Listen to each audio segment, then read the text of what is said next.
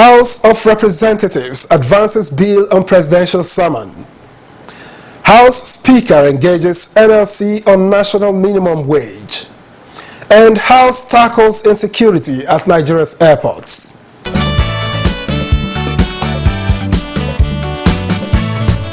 It's nice to have you join us on this edition of You and Your Reps. My name is Victor Azu. Welcome. We begin by telling you that the House of Representatives has passed for second reading a constitution amendment bill that seeks to grant powers to the National Assembly to summon the President on issues bordering on national security. Now, the bill seeks similar powers that will enable state houses of assembly to summon governors. National Assembly correspondent Labi Ali reports. Sponsor of the bill, Representative Sergius Ogun, while highlighting its merits, said the 1999 Constitution has no provision that gives express powers to the legislature to summon the presidents and governors of states, which he stressed is a handicap in line with the principle of separation of powers. Powers to make laws for the federation and for which we even appropriate monies for. We also think we should have powers to invite or to summon the president. The bill was referred to the House Constitutional Review Committee for further legislative action. Also passed for second reading is the bill seeking the establishment of Nigeria Police Academy as a degree awarding institution, and the bill seeking the establishment of mental health departments to protect the rights of persons affected.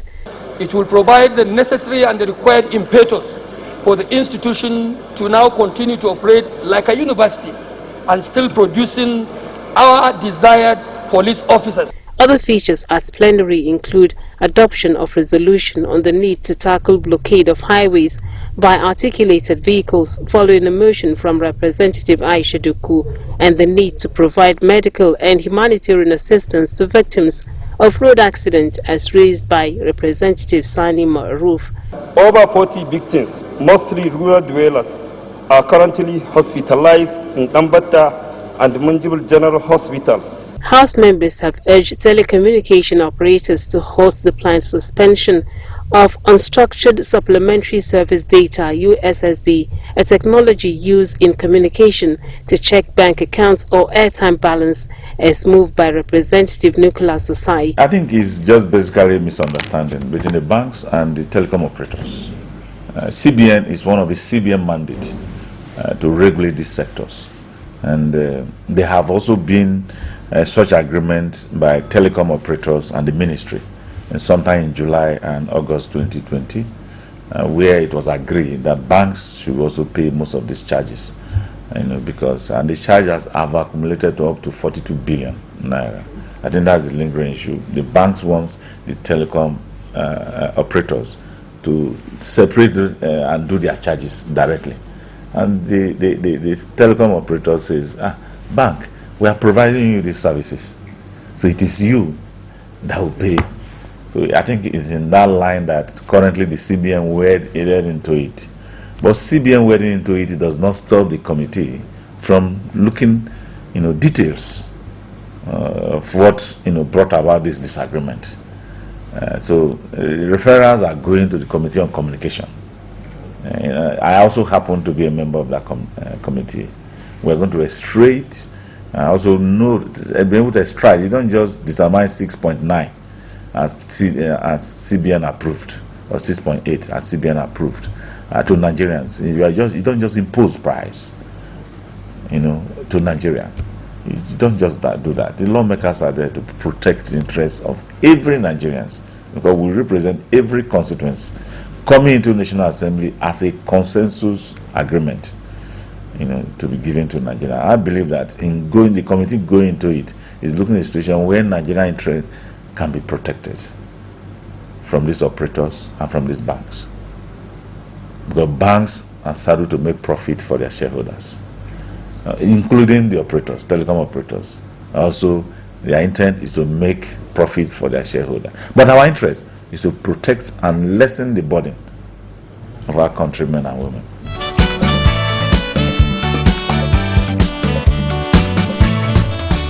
Meanwhile, the Speaker, House of Representatives, Femi Gbajabiamila, says the proponents of the movement of minimum wage from exclusive to concurrent list were concerned about welfare of workers, especially the age-long problem of irregular or non-payment of salaries. While hosting leadership of the Nigerian Labour Congress who visited on the matter, Gbajabiamila reassured that the House would never do anything to hurt Nigerians, as the lawmakers will always work in tandem with the yearnings and aspirations of the people. Whatever the issue is on the issue of minimum wage, whatever was proposed, whatever was debated, those who debated for and those who debated against, every single person that spoke on the floor was well intended. The NLC President, Ayuba Waba, was of the view that the minimum wage bill will erode the more than 40 years of progress made on minimum wage negotiations in Nigeria. Nigeria have made commitments at the international level by domesticating the convention, and therefore Nigerian states will be held responsible, not subnationals, in fixing a minimum national minimum wage. And also the misinformation about the fact that national minimum wage is to make people to pay the same salary structure. That is not true. It's only setting the barest minimum below which you cannot pay. The visit was in continuation of NLC's mobilization in rejection of the proposed constitutional amendment bill on minimum wage, which has passed second reading at the House of Representatives.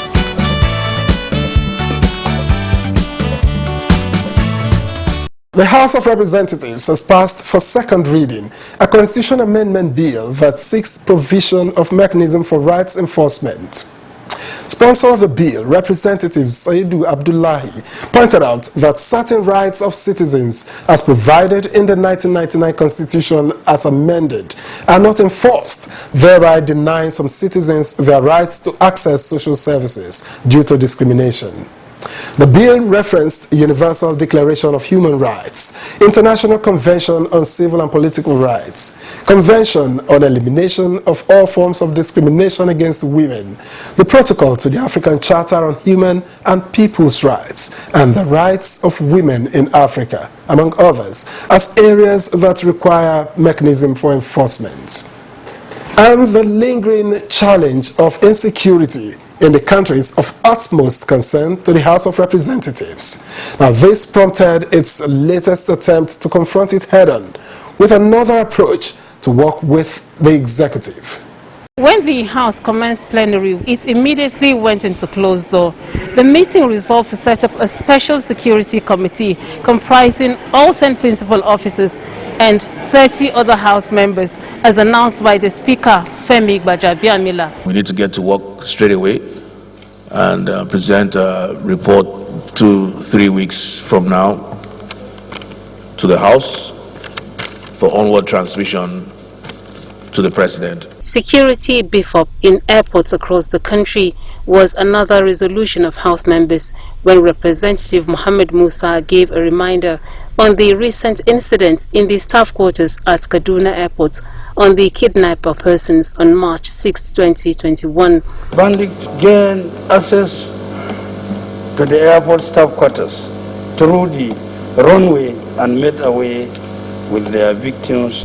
The lawmakers adopted the motion from Representative Ben Rowlands calling for investigation into the suspension of operations at the Warri Refining and Petrochemical Company by the Nigerian National Petroleum Corporation. The commencement of local production will help to mitigate the incessant and upward price adjustment of petroleum products, ameliorate the hardship and inflation that comes with such exercise to Nigeria and Nigerians. The 11-point recommendation of the Committee on Procurements following investigations on allegation of infraction at Project Development Institute, PRODA, Enugu, part of which urged the suspension of the Acting Director General, was considered and approved. The Project Development Institute, PRODA, Enugu, to stop all further procurement activities on the 2020 budget and pay contractors, suppliers and consultants who have executed their contracts, and those contracts have been verified. Plenary featured second reading of a bill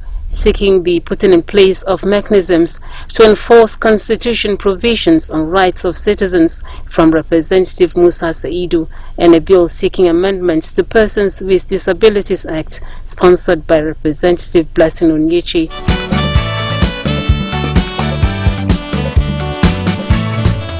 Now, impeachment, simply put, is the process by which a legislative body or other legally constituted tribunal initiates charges against a public official for misconduct. For the Nigerian House of Representatives, however, the term has a broader outlook and implication. Let's now join the chairman, House Committee on Rules and Business, Abubakar Fulata, for further insight. Impeachment for all elected offices are impeachable. All legislature and the executive. For the legislature, it is called recall. They are also in the Constitution. If the constituents of a member or a senator are dissatisfied with the services being rendered by that senator or member, they have the power to recall him through collecting signatures to recall him. Then, for the executive, if it is a governor, the State House of Assembly have the power now to, first of all, you pass vote for impeachment can be passed by 1/3 of the Assembly. The vote to commence investigation.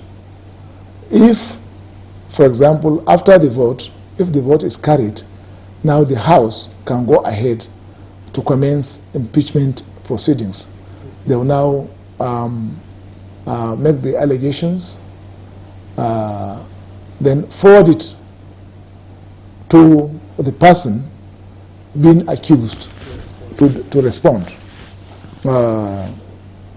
Failing which, either way, whether the person so accused responds or not, the House can go ahead now to write, if it's in a state, write the chief judge. If it is the chief judge of the state, if it is a federal listing, it have the CJN, to now constitute a committee that would now go ahead to conduct the investigation on those allegations. The committee may decide to either confirm the allegations or acquit the person on those allegations. Whatever their findings will now be related back to the House. The House now look at it. If they are convinced, if the recommendation of the committee is that he is not guilty of the allegations, so be it. But if they confirm that yes, he is guilty, the House now can vote by 2/3 majority. It will now start from the House. If it is a national matter, it will now start from the House of Representatives.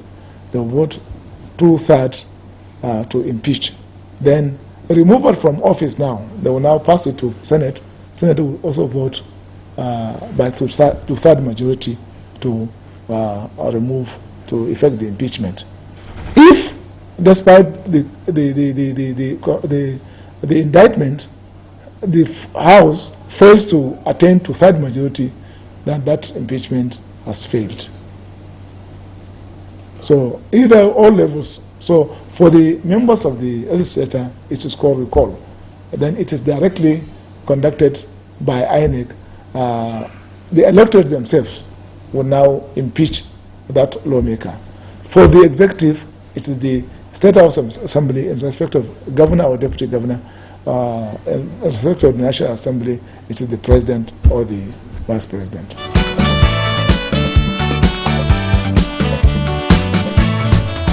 In this segment, we continue our foray into the desires of various constituencies with regards to the ongoing constitution amendment. At this time, we engage the member representing Ugeli Udu Federal Constituency of Delta State, Francis Waive.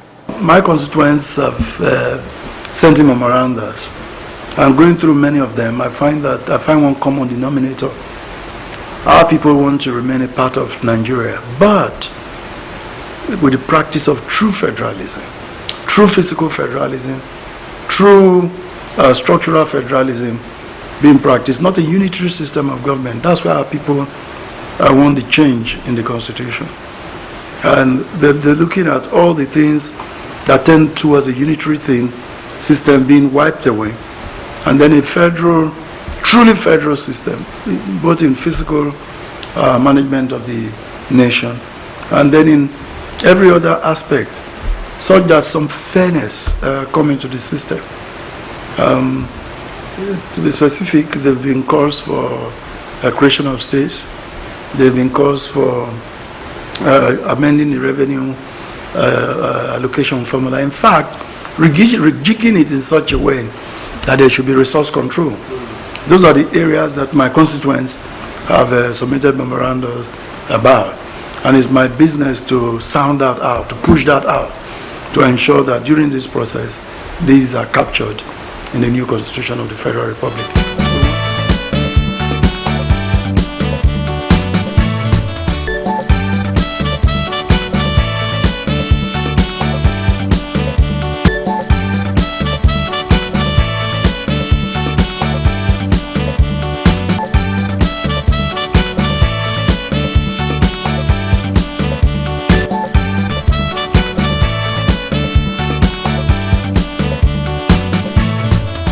And the House of Representatives bill for an act to alter the Constitution transferred the subject matter of minimum wage prescription from the exclusive legislative list set out under Part 1 of the second schedule to the concurrent list set out under Part 2 of the second schedule has generated a lot of controversy.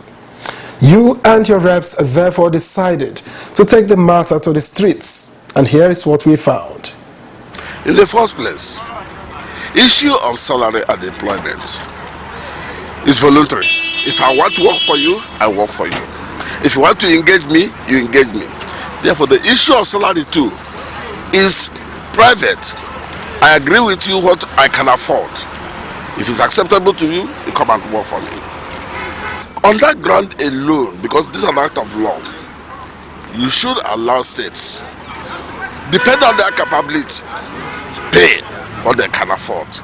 Because it makes no sense. After all, the allocation, you know, our economy now is run in the manner of go to Abuja, go and divide.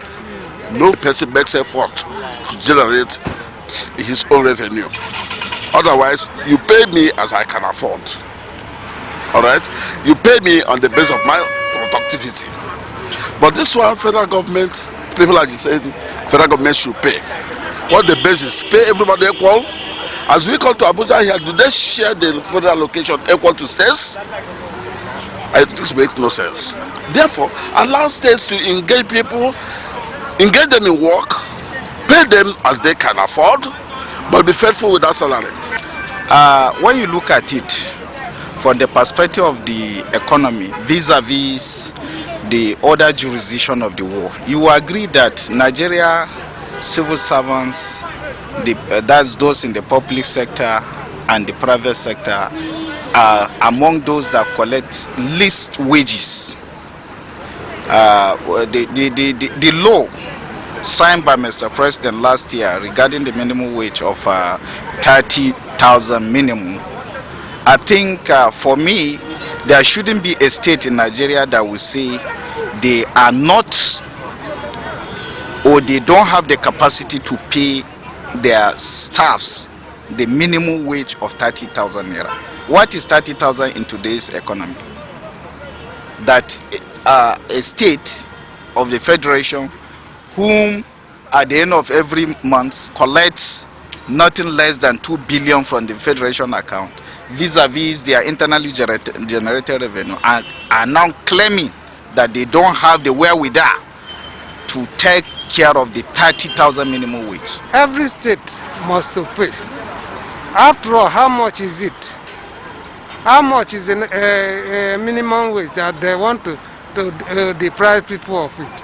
So the National Assembly or whatever should stop what they want to do and let the minimum wage be paid to all the civil servants. After all, it's not even much compared to what is on ground. For 30,000 naira is okay, but each state cannot afford to pay what they can pay. The federal government has to be involved because it's a centralized system. Because it's not a unilateral legislation, it's a bicameral. And when something is uniformly distributed, it's going to be adequately taking care of the masses. Because the civil servants in each of the states is also equivalent to the civil servant at the federal level. So when the federal level is collecting the 30K and the state can only afford to pay 10K, it's of a disadvantage in any system. So it's better to be on a uniform central level. State know what they are getting. So let every state pay what he has. Because there's no Lagos will be paying 30,000, Jigawa will be paying 30,000. If Lagos can pay 100,000, then other states can pay 50, 20, 30. Let that be. There's no point.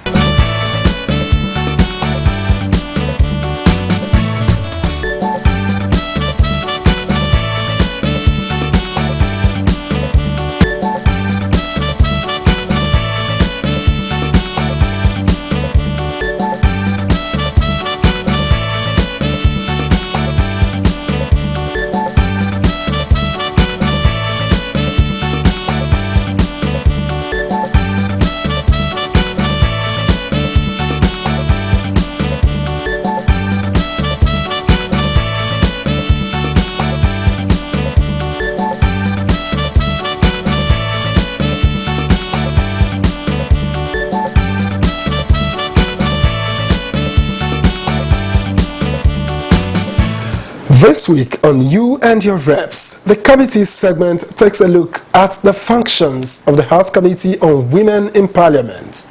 And Chairman of the committee, Taiwo Luga, is our guest. She represents the Ayedade Irewole Ishokan Federal Constituency of Osun State.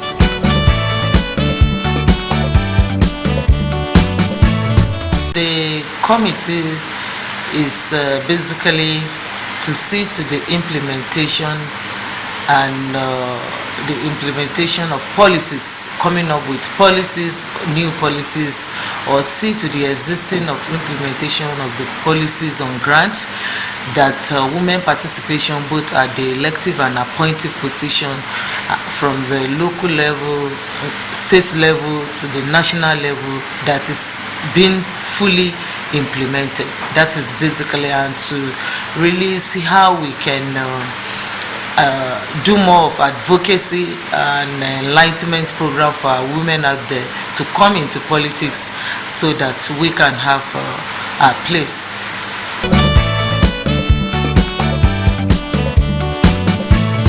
Unfortunately, because of the kind of environment and kind of politics we practice in Nigeria, which is male dominated, so it is going to take us little time, more efforts to change the narrative totally, while acknowledging their efforts as the 9th committee, Women in Parliament, this 9th assembly.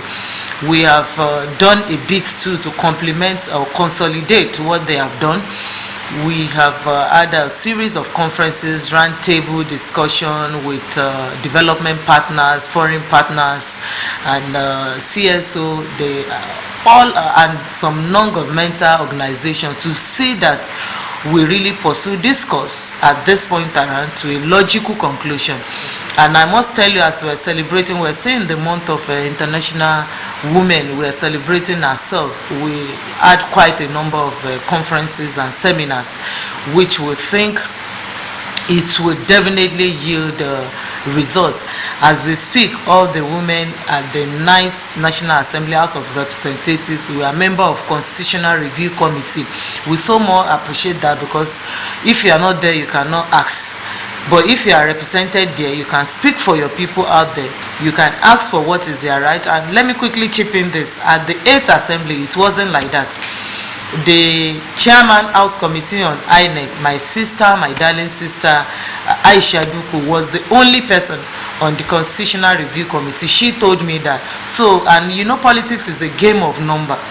When it got to a level where she needs to maneuver, navigate, talk to people, win some E for she to herself, she couldn't do that alone because she was the only one at the committee. But this time around, we believe and we are very, very optimistic with all we're doing, both with our colleagues at the Senate, all of them, all the female. So it means more than 20 of us. We are on the Constitutional Review Committee now, and we have good E for she that we have been trying to work on, and we are trying to lobby too. You know, we are trying to lobby so that by the time we get to that clause and the stage where we need them to say yes to this affirmation of 35% affirmative action, we believe we will definitely yield a good result.